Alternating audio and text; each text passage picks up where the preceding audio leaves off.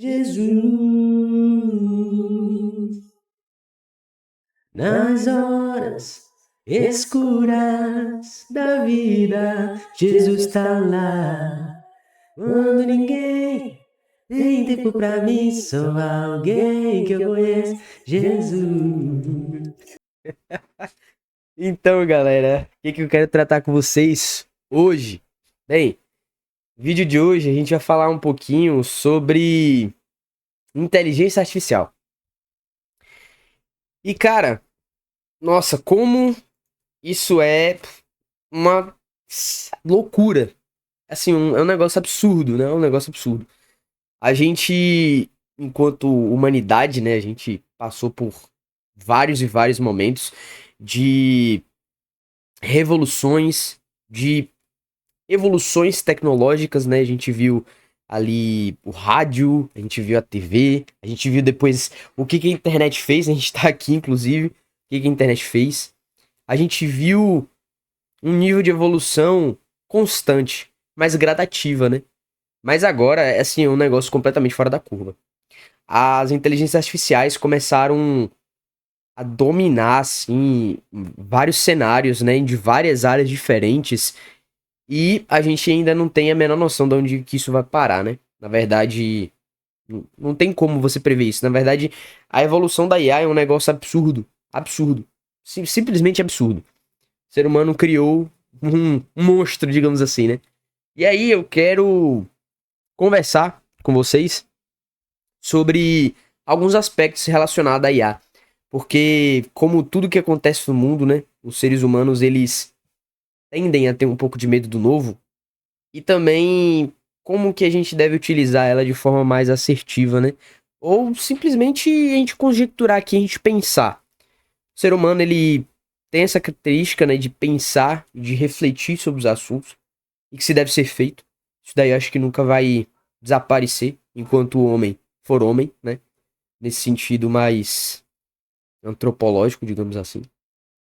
Mas vamos lá. Tô com algumas coisas abertas aqui no computador. Eu vou ler algumas coisas aqui e a gente vai conversando, beleza? O ChatGPT como a revolução das IAs impactaram no futuro da saúde mundial. Então, assim, a gente vê que as IAs, né, seja o ChatGPT ou qualquer outra, elas estão se direcionando a várias áreas. E dentro de cada área ela tem a sua especificidade. E esse é o lado bom da IA. Então, assim, com toda certeza, a inteligência artificial vai ajudar muito a que a gente possa descobrir curas de doenças que não têm curas ou tratamentos mais efetivos de doenças, fazer sequenciamento genômico ou sequenciamento genético de mutações genéticas, né, tanto relacionado ao DNA como o RNA.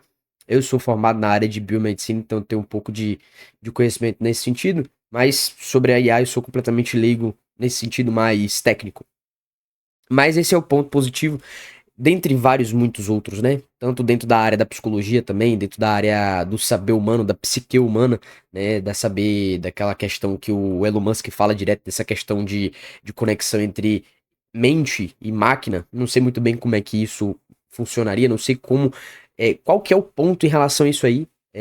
Talvez seja nesse sentido de conectar essa parte mental às máquinas de uma forma que a gente pense e a máquina haja.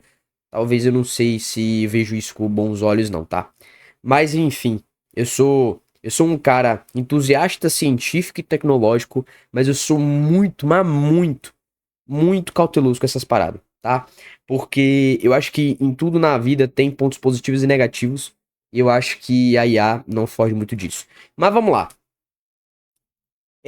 O Bill Gates, você deve saber que é o Bill Gates, né, o dono da Microsoft, ele disse o seguinte aqui, ó. Bill Gates diz que IA vai substituir médicos e professores em 10 anos. Eu lembro que uma vez eu coloquei essa frase do Bill Gates aqui, lá no Threads. Inclusive, eu não sei nem se eu consigo pegar aqui, mas eu lembro vagamente daquilo que boa parte da galera aqui tava me respondendo no Threads. Perguntei para algumas pessoas e essas pessoas me disseram, tiveram opiniões divergentes, obviamente. A gente tá na internet, o que tem é de opiniões divergentes. A primeira pessoa, uma das pessoas disse um cenário completamente apocalíptico, todo mundo vai ser substituído. Outros já foram mais comedidos, dizendo que aí ainda tá engateando. Então, assim, eu não sei se eu fico feliz ou triste com essa notícia. Se tá engateando agora, imagine o que vai acontecer no futuro. Mas outros dizem que a IA é completamente dependente do ser humano para efetuar aquilo que ela tem que fazer e ela ainda tá galgando passos muito curtos. E a maioria das pessoas, né, acho que assim, 70% das pessoas que responderam naquele threads diz que o Bill Gates ele tá exagerando, pelo menos em relação ao tempo, né? 10 anos é um tempo muito curto para que áreas de atuações tão fundamentais como médicos e professores, eles desapareçam de forma essencial, né? Mas vamos continuar aqui que eu tô conversando bastante, mas vamos lá. Eu queria falar sobre 2 pontos aqui no ponto de vista religioso e no ponto de vista pessoal, tá? No primeiro ponto de vista religioso, tem umas matérias aqui do Voltemos ao Evangelho, que é um quadro que eles fazem perguntas, mandam um e-mail para o John Piper, e o John Piper responde, e aí o Voltemos ao Evangelho traduz aqui pra gente poder entender aquilo que o John Piper pensa sobre esse assunto. Eu não sei se você chegou a ver, o John Piper, ele fez um vídeo falando, ele pediu pro ChatGPT fazer uma oração nos modos do Jay Carson. E aí ele vai fazer uma reflexão muito boa, dizendo que perguntou se o Jay Carson, ou se a IA, ela orou de verdade a Deus. E aí ele fala que obviamente que não, né? Porque não é simplesmente a palavra, mas a verdade do coração. Então assim, tô exemplificando, parafraseando aquilo que o Piper falou, mas é mais ou menos nesse sentido. Mas em outro artigo aqui no Voltemos ao Evangelho, perguntam se seria possível você utilizar as inteligências artificiais como uma forma de fazer boletins informativos e até mesmo preparação de sermões. E aí o Piper ele responde brilhantemente dizendo que não deveria ser feito disso, não deveria ser feito dessa forma. Quando ele fala do boletim informativo, ele diz que apenas que a gente coloque em caixa alta na primeira linha daquilo que a gente está escrevendo ali com o ChatGPT ou com qualquer outro tipo de inteligência artificial, você falar que foi feito com IA.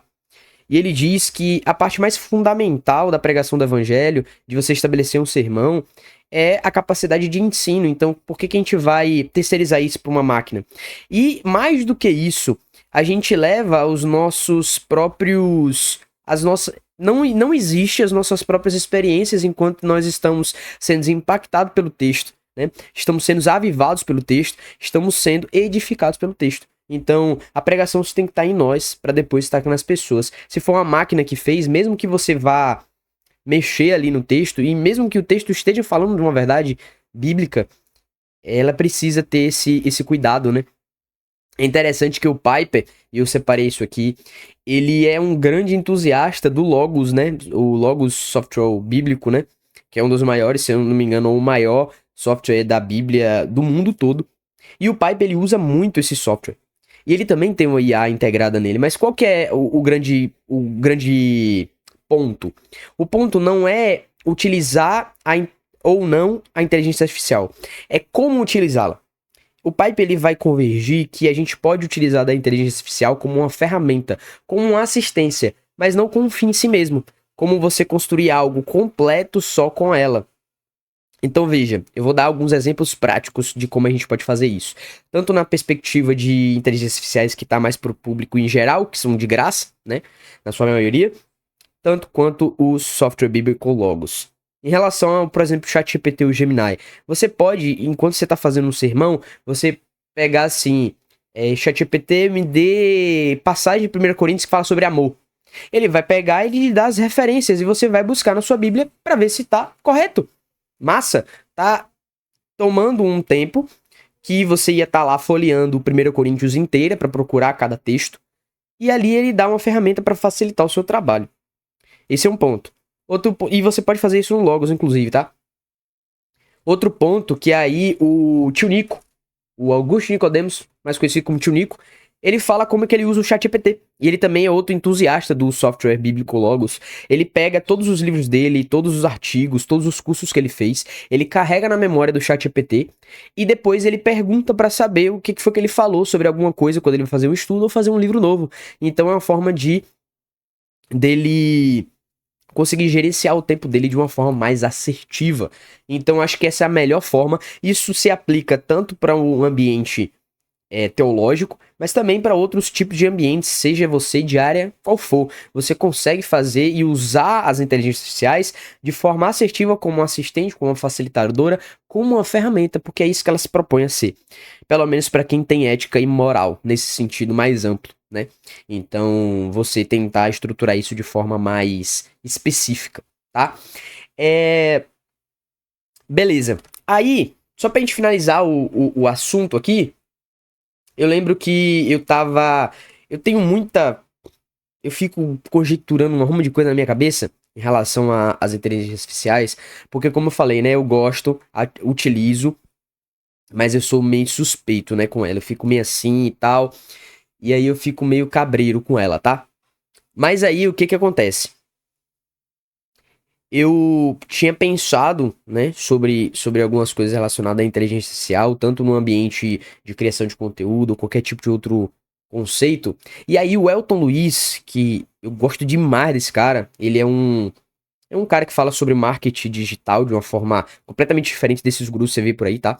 Mas ele fala de uma forma de criação de conteúdo, fala sobre YouTube, fala sobre, até mesmo sobre religião, ele é um católico praticante, e ele fala bastante sobre alguns conceitos da fé dele também no canal dele. Recomendo pra você assistir lá. Ele tem boas referências e o conteúdo dele é fantástico, um dos caras que eu mais escuto. E tipo assim, o Elton Luiz é daqueles caras que ele senta, liga a câmera, começa a falar e você, tipo, fica vidrado naquilo que ele tá falando. E aí eu vou abrir aspas pra ele aqui, porque ele falou algo que resume o que eu venho pensando e conversando com outras pessoas acerca de IA. E aí eu quero finalizar o vídeo com isso aqui, porque eu acredito 100% que isso aqui é real, pelo menos nesse ponto de vista aqui, sem ser contra a tecnologia, porque é inevitável isso aí, tá? Ele diz o seguinte: a revolução tecnológica vai trazer consigo uma contra-revolução humana, uma espécie de novo renascimento. Mas se antes renascemos abandonando o Deus real, agora vamos renascer recuperando nossa humanidade real. Ó, barril aqui, hein? Que é o caminho para o renascimento em Deus, inclusive. Veremos cada vez mais movimentos de abandono das telas, das redes sociais e dos celulares, enquanto muitos vão acordando para a vida real, enquanto tentam se sufocar com inteligência artificial.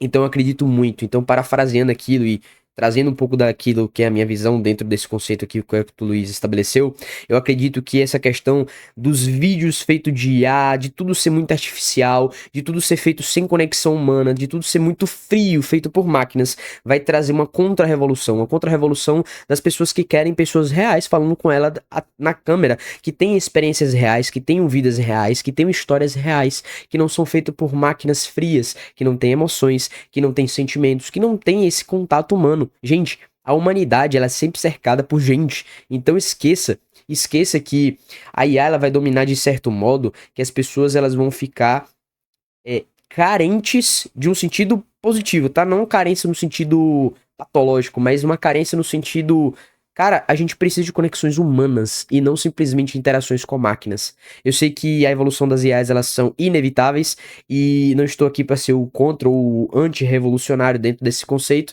mas eu olho as coisas com um viés um pouco mais cauteloso, porque eu acredito que assim tem que ser, tanto no ambiente geral de qualquer área que você for, mas principalmente dentro da perspectiva cristã, evangélica, protestante. Mas é isso aí. Era isso que eu tinha pra falar pra vocês hoje. Não sei se me fiz entendido. Se me fiz entendido, comenta aí o que você acha de tudo isso. Não esqueça de dar um like nesse vídeo, se inscrever no canal para mais vídeos como esse. Valeu pela sua audiência. Tamo junto. Valeu. Falou.